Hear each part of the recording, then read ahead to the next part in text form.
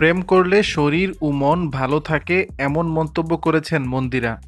চিত্রনায়ক শরীফুল রাজের সঙ্গে কাজল রেখা সিনেমা দিয়ে চলচ্চিত্রে অভিষেক অভিনেত্রী মন্দিরা চক্রবর্তীর।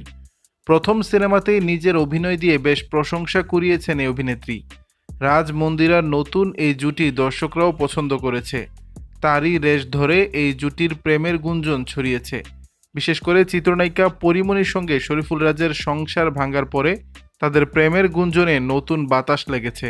বিষয়টি নিয়ে একটি সংবাদ মাধ্যমে কথা বলেছেন মন্দিরা, যেখানে তিনি জানিয়েছেন ব্যক্তি জীবনে প্রেমের সম্পর্কে আছেন, তবে কার সঙ্গে প্রেম করছেন সেটা ফাঁস করতে চান না। একই সঙ্গে এই অভিনেত্রী মনে করেন প্রত্যেকের জীবনেই প্রেম থাকা উচিত। মন্দিরা বলেন, আমার মনে হয় প্রত্যেক মানুষের জীবনে প্রেম থাকা জরুরি, এতে শরীর ও মন দুটোই ভালো থাকে। প্রেম ছাড়া একজন মানুষ থাকতে পারে না। বাস্তব জীবনে আমারও প্রেম আছে, তবে এখন প্রেম করলেও বিয়ে করার ইচ্ছা নেই। বিয়ে করার জন্য পরিবার থেকেও চাপ নেই, তাই কাজেই পুরো মনোযোগ দিচ্ছি। এ সময় রাজের সঙ্গে প্রেমের গুঞ্জন প্রসঙ্গে এই অভিনেত্রী বলেন, রাজ আমার অনেক ভালো বন্ধু, বন্ধু থেকে প্রেমিক অনেকের জীবনে হয়, তবে আমার জীবনে এমনটা হবে না, সে আমার ভালো বন্ধুই থাকবে। নিজের প্রেমিককে খোঁজার দায়িত্ব সাংবাদিকদেরই দিতে চান মন্দিরা চক্রবর্তী। তিনি বলেন, আমি প্রেম তো করছি, এখন কাকে করছি, কিভাবে করছি, এটা দেখার দায়িত্ব সংবাদ মাধ্যমের।